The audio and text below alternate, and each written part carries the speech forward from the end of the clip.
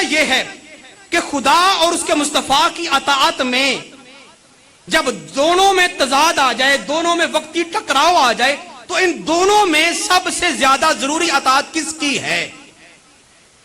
خدا کی اطاعت یا اس کے پیارے مصطفیٰ کی اطاعت؟ دونوں میں سے زیادہ ضروری اطاعت اور فرمانبرداری کس کی ہے؟ حضرات محترم، اللہ تبارک و تعالیٰ کے احکامات کو تسلیم کرنا اور ماننا، تسلیم کرنا اور اطاعت کرنا، یہ بھی فرض کی حیثیت میں ہے، اس کے اوپر بات لاگو ہے، لازمی ہے۔ اب دوسری طرف ایک بندے کے اوپر آپ سرکار کا حکم لاگو ہو گیا، آپ سرکار نے اسی لمحے بندے سے کہا، اے بندہ مومن، اے میرے امتی، اے میرے صحابی، اے میرے فرمانبردار، یہ میرا فلاں کام کر۔ 12 بجے کا ٹائم ہے، ظہر کی نماز کا وقت ہے، ادھر حی علی الصلاۃ کی صدا لاگو ہوئی، نمازی نماز پڑھنے کے لیے مسجد میں آ گیا، اس نے آ کے کہا 4 تکبیر، نماز ظہر فرض، اللہ اکبر کہہ کے قیام میں کھڑا ہو گیا، الحمدللہ رب العالمین پڑھ رہا ہے۔ کیا کر رہا ہے بولا؟ رب کے حکم پر عمل کر رہا ہے، رب کے حکم کی اطاعت اور فرمانبرداری کر رہا ہے۔ حکیم اطیع اللہ کے اوپر عمل کر رہا ہے نا، اطیع اللہ کے اوپر نماز پڑھ رہا ہے، رب کے حکم کو مان رہا ہے۔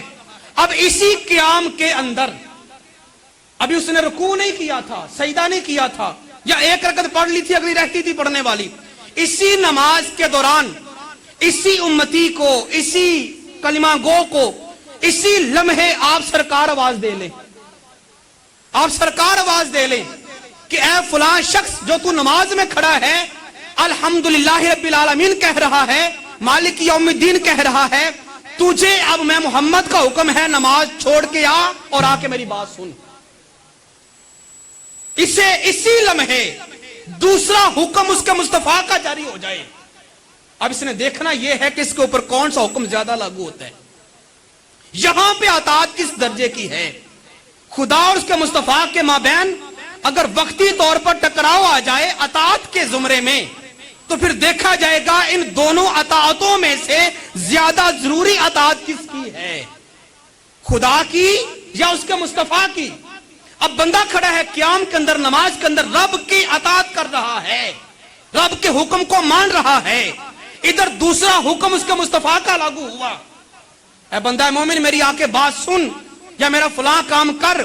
قرآن کہتا ہے، حدیث کہتی ہے، صحابہ کرام کا اجماع کہتا ہے، اس بندہ مومن کے اوپر یہ بات لاگو اور فرض ہے کہ یہ بندہ مومن اس وقت جب کہ رب کے حکم کی تعمیل میں کھڑا تھا، نماز میں کھڑا تھا، اطاعت خدا میں کھڑا تھا، یہ رب کی اطاعت چھوڑ دے، رب کی نماز کو توڑ دے اور جا کے مصطفیٰ کا حکم جا کے سنے اور مانے۔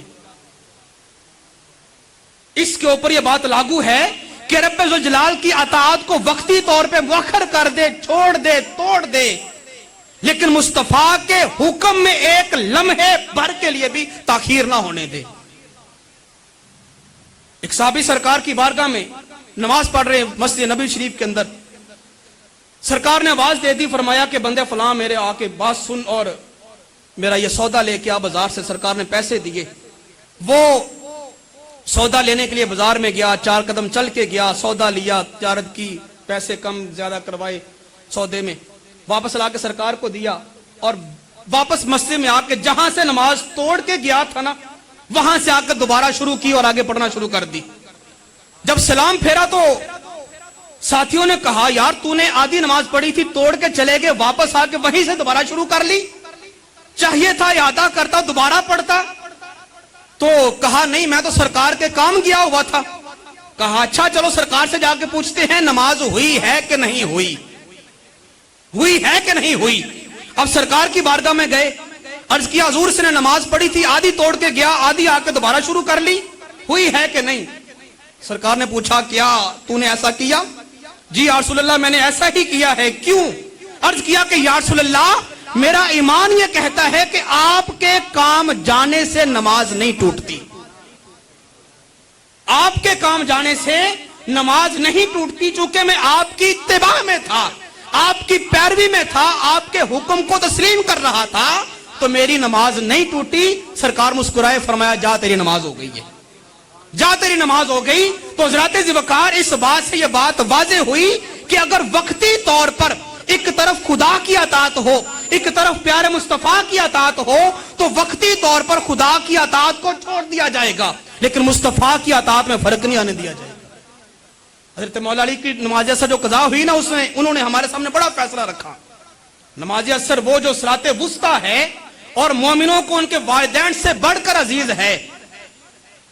جب قضا ہونے لگی نا تو آپ کی آنکھوں سے جب آنسو چھلکے تو سرکار کے چہرے ودھا کے اوپر پڑے، تو سرکار نے آنکھیں کھولی، حالانکہ سرکار جاگ رہے تھے، اور اگر بظاہراً آنکھیں سو بھی جائیں تو سرکار نے فرمایا لوگو تنام عینایا ولا ینام قلبی، میری آنکھیں سو جاتی ہیں، میرا دل کبھی نہیں سوتا، میں دل کی آنکھ سے ہر لمحہ کائنات کا دیدار اور نظارہ کرتا ہوں۔ سرکار دیکھ رہے تھے آج میرے عاشق کا، اس محب کا امتحان ہے، جسے میں نے اتنا سکھایا ہے، پڑھایا ہے، لکھایا ہے، آج کس مقام پہ پہنچا ہے، میرے مقام کو سمجھا بھی ہے کہ نہیں سمجھا، امتحان تو لیا جائے۔ آج یہ کرتا کیا ہے؟ اس کے سامنے مقام مصطفیٰ زیادہ ہے یا مقام خدا زیادہ ہے؟ یہ کیا آج فیصلہ رکھتا ہے امت کے سامنے؟ سرکار نے بظاہراً آنکھیں بند کی ہیں، دل کی آنکھ سے دیکھ رہے ہیں کہ علی کیا کرتا ہے۔ علی بھی پھر محمد مصطفیٰ کی گود میں تربیت لینے والے تھے، انہیں معلوم تھا کہ ایسے لمحے میں نے کیا فیصلہ کرنا ہے۔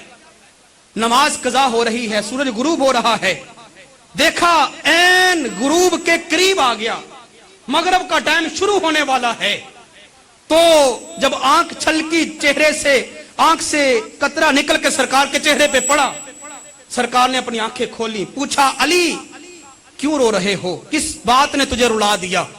عرض کیا یا رسول اللہ آپ کی اطاعت اور فرما برداری میں تھا کہ نماز اثر قضا ہو گئی، نماز اثر قضا ہو گئی۔ تو عرض کیا، سرکار نے فرمایا علی نماز پڑھ لو۔ عرض کیا حضور قضا پڑھوں آپ کے ہوتے ہوئے؟ یہ بات میری محبت گوارا نہیں کرتی حضور، میں نے ادا پڑھنی ہے، ادا پڑھنی ہے۔ وہ الگ بات ہے کہ سرکار نے اپنے ہاتھوں کو اٹھایا اور اٹھا کے دعا کی کہ اللہم ھذا علی طاعتی کا و طاعتی حبیبی کا فردی علیہ الشمس، اے اللہ یہ جو علی ہے یہ تیری بھی فرما برداری کر رہا تھا اور تیرے محبوب کی بھی فرما برداری کر رہا تھا، مولا اس کے نتیجے میں فردی علیہ الشمس، اس کے لیے سورج کو واپس پلٹا دے، اس کے لیے سورج کو واپس پلٹاتے ہیں۔ تو مورخین کرام نے لکھا، مفسرین کرام نے، کہ اسی وقت دوبارہ سورج پلٹا اور عصر کے ٹائم جہاں سے شروع ہوتا ہے وہاں پہ آیا، پھر مولا علی نے نماز اثر ادا فرمائی۔ حضرات ذوالفقار اس روایت کو بڑے چوٹی کے محدثین کرام نے بیان کیا اور اپنے اپنی کتابوں کے اندر لکھ کے گئے کہ سرکار نے سورج کو واپس پلٹایا۔ لیکن بات آپ کے سامنے یہ رکھنا چاہتا ہوں، بات یہ ہے مولا علی شیر خدا یہ فیصلہ کر کے گئے کہ لوگوں ایک ہی وقت کے اندر ایک طرف اطاعت خدا ہو، خدا کے حکم کی تعمیل ہو، اور دوسری طرف اطاعت مصطفیٰ ہو، تو میں علی کا فیصلہ سامنے رکھنا، وقتی طور پر رب ذوالجلال کی اطاعت کو چھوڑ دینا، محمد مصطفیٰ کی اطاعت میں فرق نہ آنے دینا۔ کیوں؟ وجہ کیا ہے؟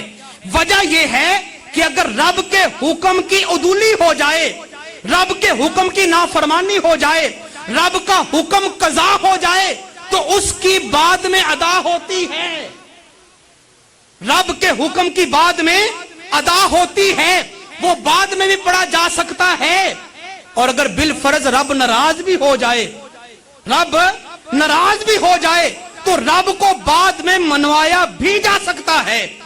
2 نفل پڑھو رب راضی ہو جائے گا، 4 روزے رکھ لو رب راضی ہو جائے گا، بڑا مہربان ہے وہ رحمان الرحیم، شروع میں اس نے فرما دیا، فرمایا رب ناراض ہو جائے اس کو منانا بڑا ہی آسان ہے، رب کے حکم کی نافرمانی ہو جائے اس کی بھی بعد میں قضا ہے۔